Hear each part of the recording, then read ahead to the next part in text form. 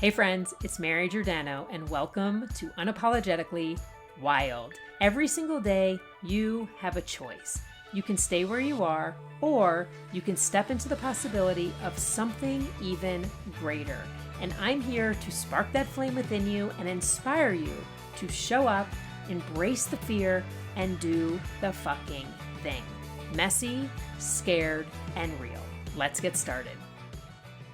Hey friends, welcome back to Unapologetically Wild. Today, we're diving into something that's at the core of everything I stand for. It's a constant theme in my life, and it's not just a catchy phrase. I use it all the time, but it's actually the entire reason why this podcast exists. And if you've ever felt stuck, scared, or uncertain when it comes to stepping out of your comfort zone or taking a leap of faith, which should be everyone here that's listening, you're in the right place. Stick with me because by the end of this episode, you'll have 5 ways to let go of that hesitation, silence the inner critic, and start living life on your own terms. Because we both know you're capable of doing some epic shit. You just need to get started.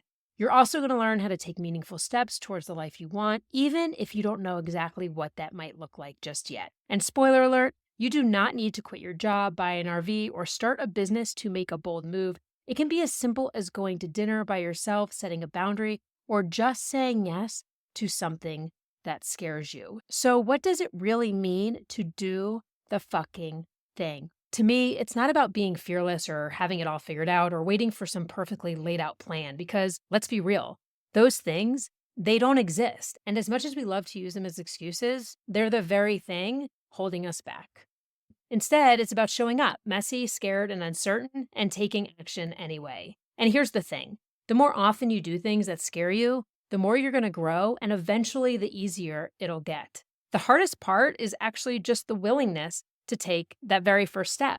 Take, for example, my decision to leave nursing, finance an RV, and drive solo from Colorado to Florida, having never set foot in an RV in my life. I was 13 years deep into my career with no real backup plan and no safety net. What I did have was a ton of credit card debt and a mortgage, but I knew in my gut that continuing to show up to my nursing job and punch a clock was not aligned with who I was anymore. So I walked away. I financed an RV, I named her Rosie, and I did the fucking thing. Was it terrifying?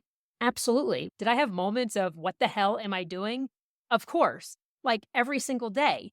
But I trusted myself to figure it out along the way, and I did. And that's what doing the fucking thing is all about. It's starting before you're ready and then learning as you go. But the problem is, most of us stop ourselves before we even start. And usually it's because of that little voice in our head that whispers, what if I'm not good enough? What if I fail? What if people judge me? What if this is crazy? Sound familiar? I'm sure it does, because I had that same voice, and I still do.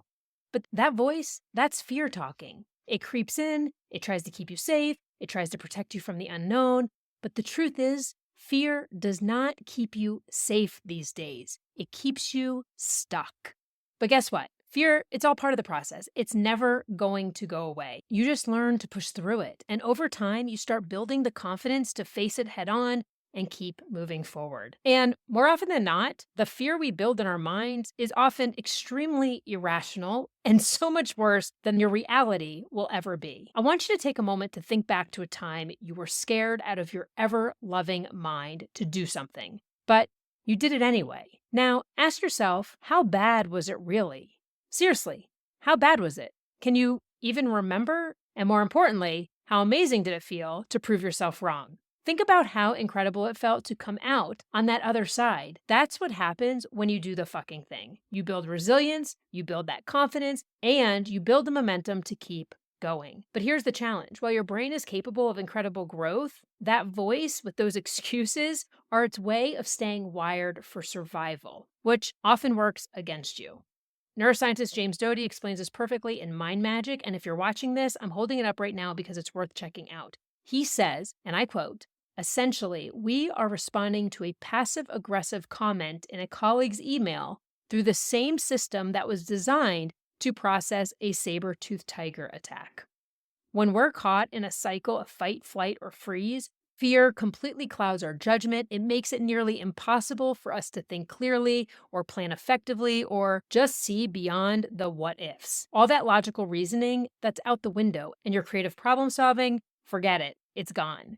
It's like your brain hits a panic button and it just shuts all of that down. That's why fear feels so overwhelming. It's not just in your mind, it's literally in your entire body. So now that we've unpacked how fear works, let's talk about the stories we tell ourselves that keep us stuck.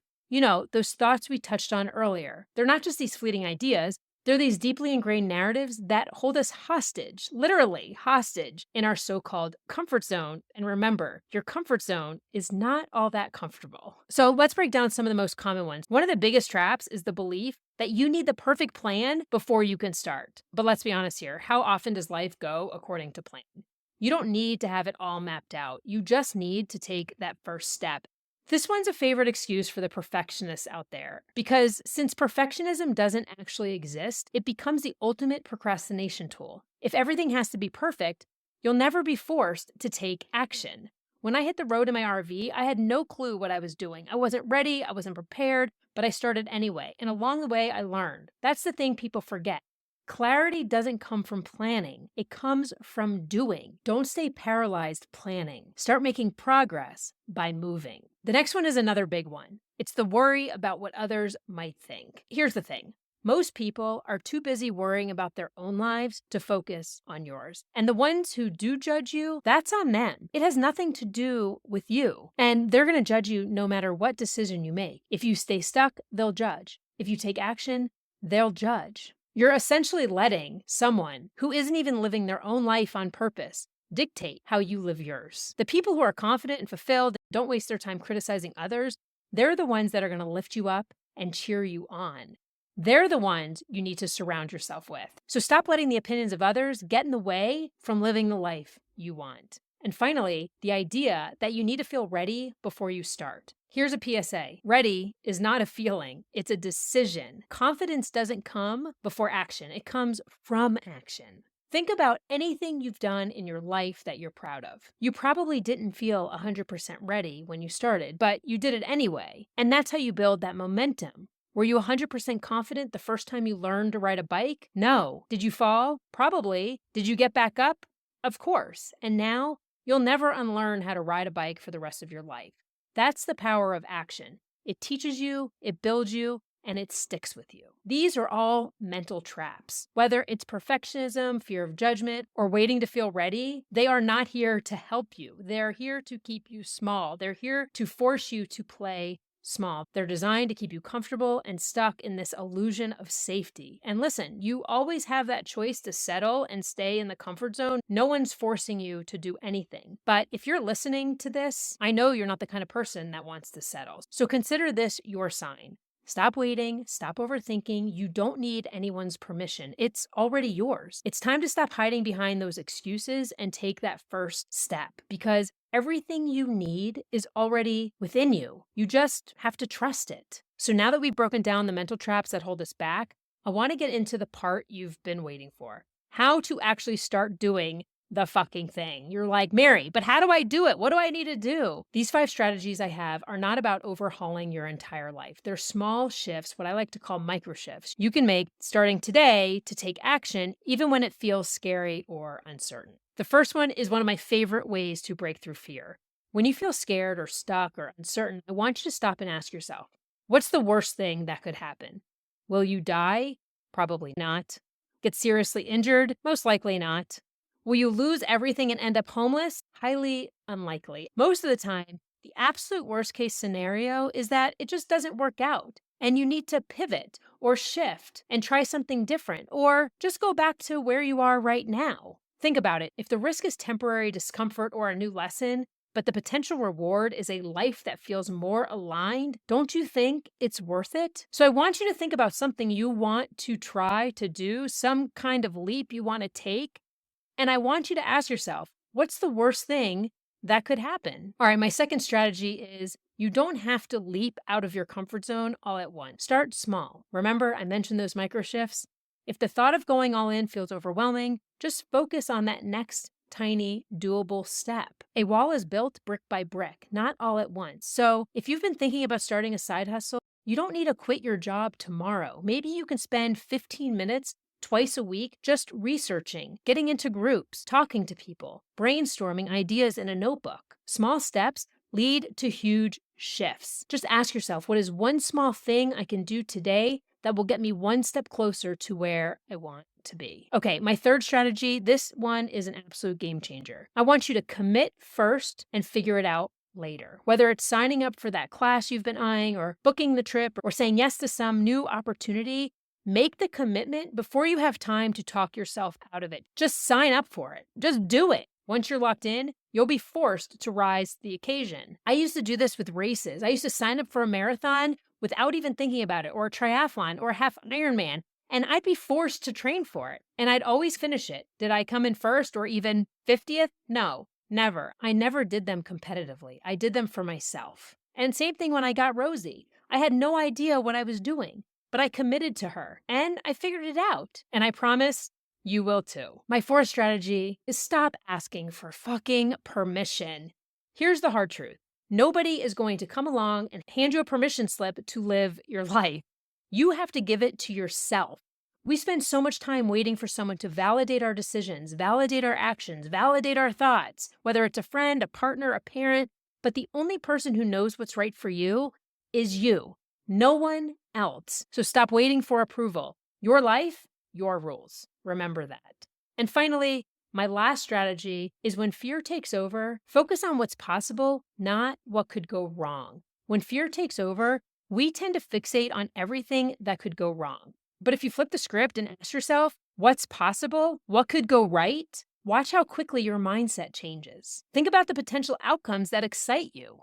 There's a reason why you want to do these things. Remember, we're wired to stay safe, to stay comfortable, so we automatically default to the negative. Instead, focus on the new skills you'll learn, the experiences you're going to have, the people you're going to meet, the growth you're going to feel. Shift your mindset from what if I fail to what if this works out. That simple reframe will change absolutely everything. These 5 strategies, they're not about erasing fear. They're about moving forward despite it. Fear is never going to go away. It just lessens the more you push through it. And action is how you build trust in yourself. And it's how you prove that you're capable of so much more than you think. You need to give yourself so much more credit. I want you to think about all of the things you've already accomplished in your life. We forget how much we've achieved. If you graduated high school, college, grad school, you became a mother, a father, a partner, you learned a new language, you got a promotion, you bought a house. All of those things are major accomplishments, but we never spend time focusing on those. We're always so quick to remind ourselves of what we haven't done. One of my favorite things to have people do is to make a badass list. Get out a piece of paper, write "I'm a badass" at the top, and start writing down all of the badass things you have done, including all of the things I just mentioned. Made it to work on time? Write it down. Meal prepped?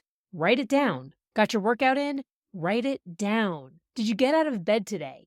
Write it down. Because sometimes just getting out of bed feels nearly impossible. Keep that list near you anytime you're lacking confidence or feeling fearful or scared or uncertain in yourself and your abilities. Take that list out and read it. Remind yourself how amazing you are, how much you've already done, and how capable you are to do even more. And here's something to remember.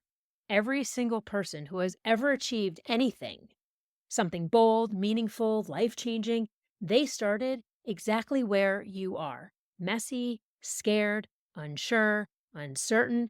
Nobody, not one single person feels completely ready when they take that first step. But they take it anyway. They trust the process and they figure it out as they go. And guess what? You can too. Every step you take, no matter how small, is proof. Proof that you're capable, proof that you're brave, proof that you're willing to show the fuck up for the life you want. That's what doing the fucking thing is all about. Now, before we part today, I want you to take a moment to fast forward to the end of your life. Imagine looking back at this version of you, the one who's scared or unsure or just hesitating to take that step. What would you say to yourself? Would you wish you'd stayed safe, stayed stuck, stayed small, Or would you wish you had just gone for it? I don't know about you, but the idea of looking back when I'm 85, 90, 95 and wondering, what if, is so much scarier than trying and falling down. Regret doesn't come from the things we do. It comes from the things we never had the courage to try. And every time you choose to stay in your comfort zone, you're stealing from that 80, 85, 90, 95-year-old version of yourself who deserves to look back and say, I am so glad I fucking did that. Now imagine this. You've taken the step. You've faced the fear. You've done the thing that once felt impossible. How does it feel? How proud are you? That feeling, that growth, that confidence, that's what's waiting for you on the other side of action. And the more you do it, the more resilient, unstoppable, and unapologetically wild you become. So when fear creeps in and you start to question yourself, ask this: when I'm 80 years old, what will I wish I had done? And then do it. Do the thing that scares you, because your future self is literally counting on you to make that move today. Stop waiting for the stars to align or for the fear to disappear. It won't. Start scared, start messy, just start. Do the fucking thing. And when you do, come back and tell me about it. I want to hear your story, because I'm here cheering you on every single fucking step of the way. Thanks for tuning in today. If this episode hit home, subscribe and share it with a friend, because together we can bring more women into this wild, unapologetic space. Remember, waiting until you feel ready is the fastest way to nowhere. So show up, embrace the fear, and do the fucking thing. And don't forget to subscribe to my Unapologetically Wild Chronicles. The link's in the show notes. Until next time, stay wild.